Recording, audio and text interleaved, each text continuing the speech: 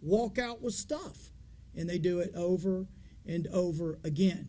And so it's really important when we do something that we tell you about it, and hopefully we'll get the message out that this is occurring.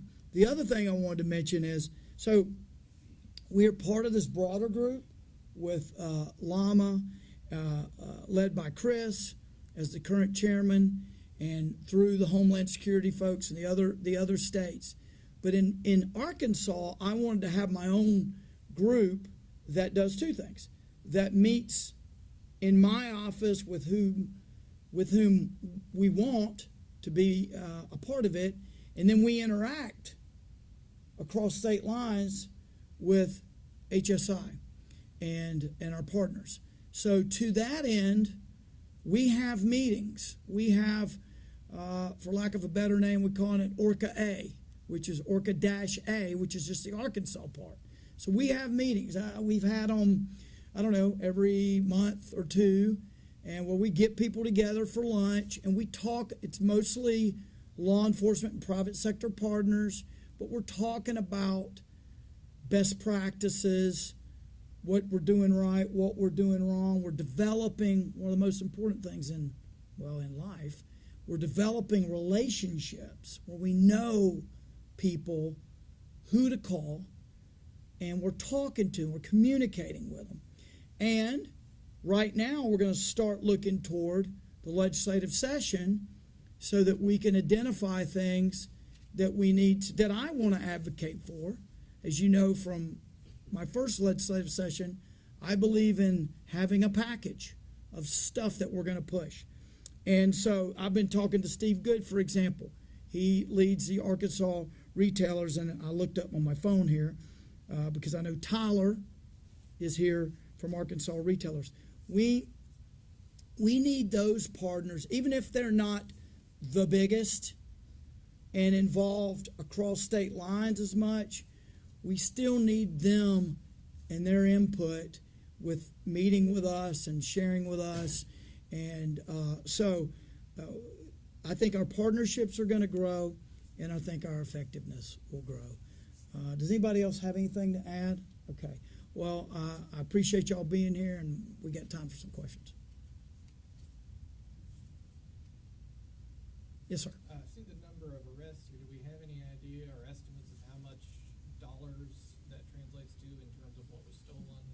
Yes, I talked about that as well before we got, in the last few days. Are there ways to quantify that? I'm sure there might be. Do we share that routinely? What do you want to read? Okay. So the way that's quantified is essentially the value that the store, for lack of a better word, puts on that item. And so we do calculate those.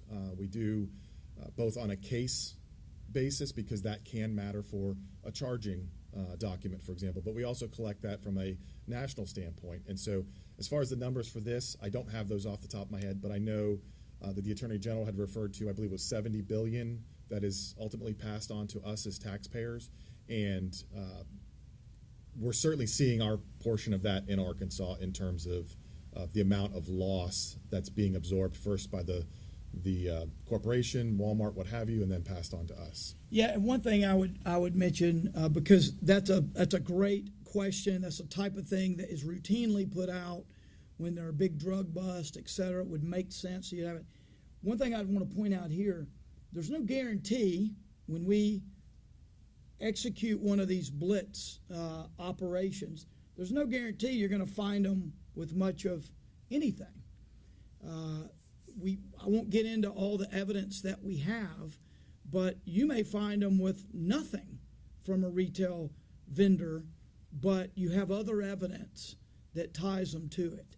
So that is, we don't have that today, but it's it's a great question. I think it's something that we will be cognizant of as we go through this process, because certainly, this isn't Goodfellas where you open up the back of the truck and there's a box, there's boxes of cigarettes, or whatever. That could happen, but that's not always the way it works in reality. Now, if you came upon somebody that had boxes of children's Tylenol, then obviously you could put a price on that. But our focus is not just to celebrate with a big number; is to get the bad guys and girls and put them in jail. Hopefully, is that fair? Okay. Anything else? Yes, sir. You talk about consequences. Is there anything special that you guys are going to be permitted to hold them a little extra? I'm working on that for the legislature. I mean, we're in litigation on prisons. It would help if we had more prison space. That's the subject of a lot of other press conferences and discussion and a lot of ink in Dale's paper. So I won't get into all that. But in terms of, are there ideas relating, I think what you're asking, are there ideas related to organized retail crime that would reflect the increased priority we've put on it the way we have fentanyl? So last session, 2 years ago, we said, hey, this is an elevated threat with what's going on with fentanyl. Let's go in and elevate the penalties.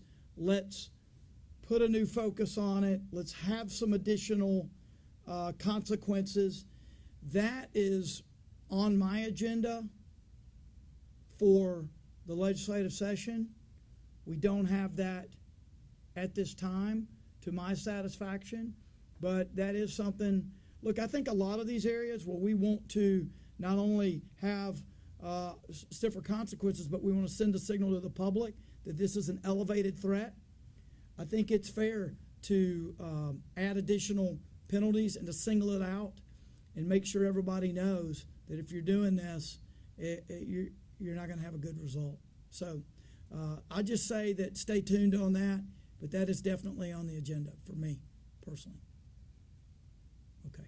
Thank you all so much. I hope you have a wonderful weekend. God bless you.